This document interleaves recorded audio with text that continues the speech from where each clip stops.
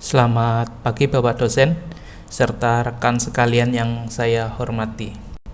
Perkenalkan, saya Aziz Purwanto dengan NIM 2024 0600 200 dari Universitas Cyber Muhammadiyah. Pada kesempatan ini, saya akan mempresentasikan hasil analisis kritis mengenai efektivitas Mahkamah Pidana Internasional atau ICC dalam menghadapi kejahatan perang.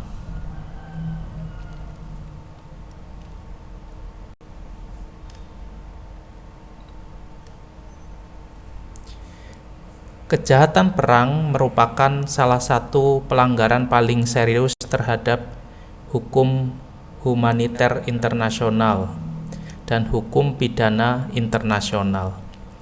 Kejahatan ini dicirikan oleh dampaknya yang meluas dan seringkali melibatkan korban yang tidak berdaya. Kebutuhan untuk menegakkan akuntabilitas terhadap para pelaku, terutama mereka yang mewakili kedaulatan negara, adalah dorongan utama dibentuknya mekanisme peradilan internasional. Secara historis, kita melihat adanya transisi historis dari peradilan ad hoc seperti Tribunal Nuremberg pasca Perang Dunia Kedua dan dilanjutkan dengan Tribunal untuk bekas Yugoslavia dan Rwanda pada tahun 90-an. Perkembangan ini memuncak dengan disahkannya Statuta Roma pada tahun 1998 yang mendirikan Mahkamah Pidana Internasional sebagai badan peradilan pidana permanen yang beroperasi efektif sejak tahun 2002. Tujuan utama ICC adalah mencegah kejahatan dan menegaskan prinsip non-impunitas.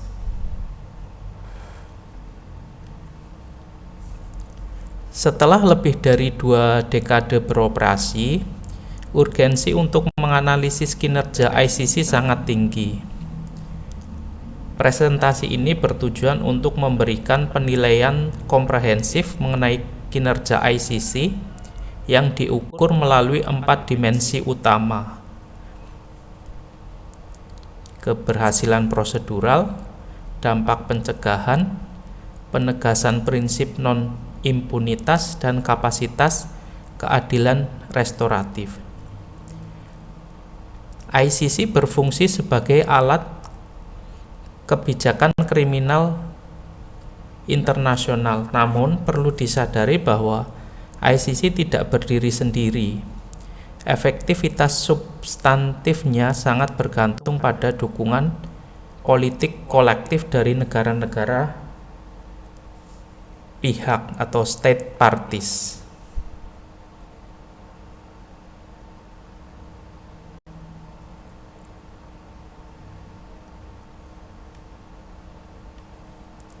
ICC adalah lembaga yudisial permanen. Yurisdiksi intinya mencakup genosida, kejahatan terhadap kemanusiaan, dan kejahatan perang, diatur dalam pasal 8 Statuta Roma. Untuk menerapkan yurisdiksi ada syarat kunci. Yang pertama itu temporal, kejahatan dilakukan setelah 1 Juli 2002. Yang kedua, koneksitas, harus ada yurisdiksi teritorial, lokasi kejadian atau personal kewarganegaraan pelaku. Namun, yurisdiksi ini langsung menghadapi tantangan utama penolakan oleh negara non-pihak. Ketiadaan ratifikasi Statuta Roma oleh beberapa negara besar atau pihak yang berkonflik menciptakan celah impunitas.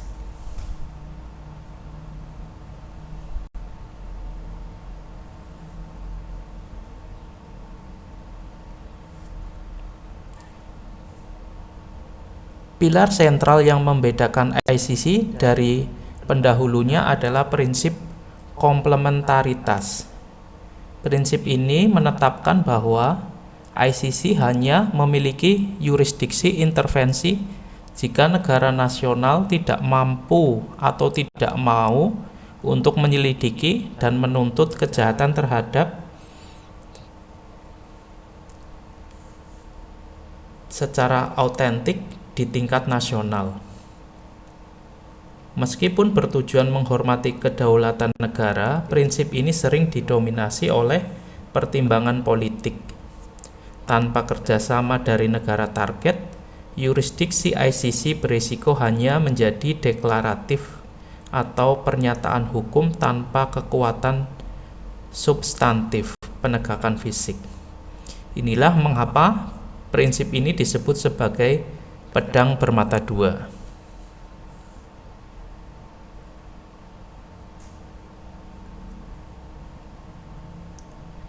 Kelemahan struktur ICC paling terlihat saat berhadapan dengan negara non-pihak yang kuat seperti Amerika Serikat, Rusia, dan China. Keengganan negara-negara ini menciptakan dilema kredibilitas. Contohnya paling mutakhir adalah studi kasus situasi Ukraina. Meskipun ICC mengeluarkan surat perintah penangkapan terhadap Presiden Vladimir Putin, Rusia menolak segala kewajiban hukum karena bukan anggota ICC. Hal ini memicu isu kredibilitas dan tuduhan standar ganda atau selektivitas.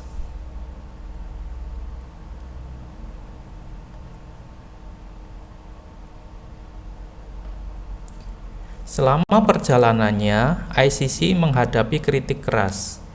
3 kritik utama adalah fokus Afrika, dugaan bias geografis, proses yang lamban dan mahal, serta inefisiensi. Meskipun demikian, ICC memiliki peran positif, yaitu berhasil menegaskan norma global non-impunitas. Contoh keberhasilan prosedural ICC terlihat dalam kasus Lubanga atau DRC yang melibatkan perekrutan tentara anak. Kasus ini sukses menerapkan mekanisme reparasi korban melalui Trust Fund for Victims atau TFV.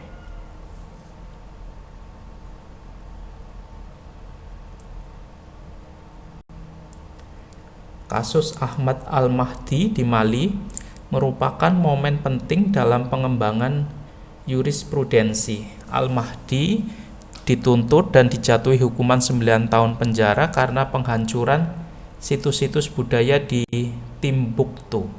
Ini adalah pertama kalinya ICC menuntut seseorang atas penghancuran warisan budaya yang disengaja. Putusan ini memiliki implikasi besar. Perlindungan warisan budaya diperkuat dan secara tegas diakui sebagai kejahatan perang, memperluas cakupan pasal 8 Statuta Roma.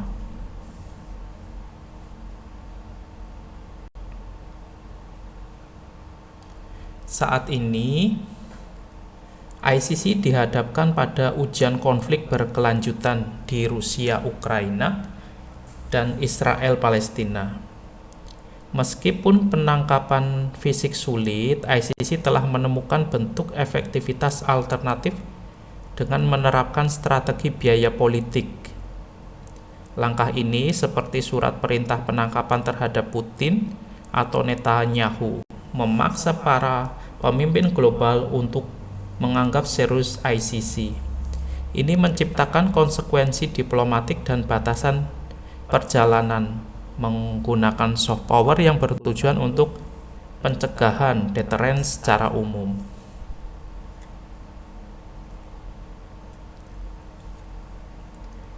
ICC secara struktural menghadapi kritik struktural seperti dugaan bias geografis dan institusi yang terpecah. Namun, kendala utama adalah ketergantungan pada kerjasama negara karena ICC tidak memiliki aparat kepolisian sendiri.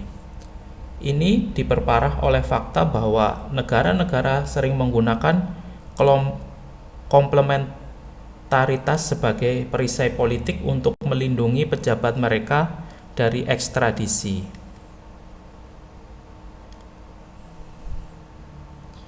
Sistem ICC sangat kontras dengan pendahulunya. Ditinjau dari aspek hukum, ICC merupakan perjanjian multilateral atau statuta Roma, sedangkan Tribunal ad hoc merupakan resolusi Dewan Keamanan PBB bab 7. Ditinjau dari aspek prinsip yurisdiksi, ICC merupakan komplementaritas negara yang gagal bertindak, sedangkan Tribunal ad hoc merupakan supremasi otoritas di atas peradilan nasional. Ditinjau dari aspek efektivitas, ICC bergantung pada sukarela dan konsensus, sedangkan Tribunal ad hoc merupakan otoritas lebih besar dan mandat langsung atau cepat. Prinsip supremasi yang dimiliki Tribunal ad hoc memberikan otoritas lebih besar dan proses yang lebih cepat, sedangkan ICC terikat pada komplementaritas yang memperlambat penegakan hukum substantif.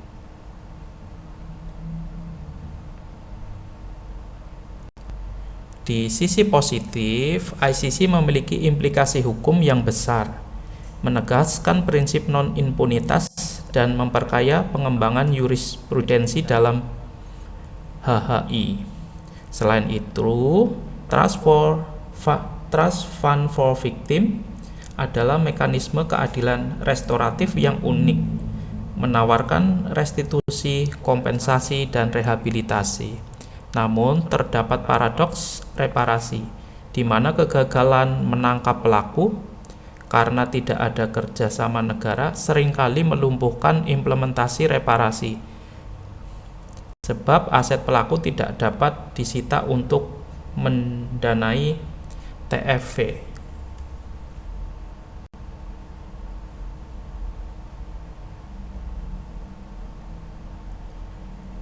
Kesimpulan, analisis kritis menunjukkan bahwa efektivitas ICC bersifat dualistik dan kompleks. Secara hukum dan simbolis, ICC efektif. Keberadaannya telah menegaskan prinsip non-impunitas dan mengubah perhitungan politik global. Secara praktis dan substantif, ICC lemah. Hambatan struktural, terutama kurangnya kerjasama negara-negara kuat, menyebabkan yurisdiksi ICC seringkali berhenti pada tingkat deklarasi, bukan menegaskan fisik yang substantif. Rekomendasi strategis: 1. Harmonisasi hukum. Pentingnya untuk mendorong integrasi penuh statuta Roma ke dalam hukum pidana nasional setiap negara, menguatkan komplementaritas dari dalam. Yang kedua, dukungan politik, memperkuat aliansi diplomatik dan kerjasama penegakan hukum untuk menekan negara non-pihak.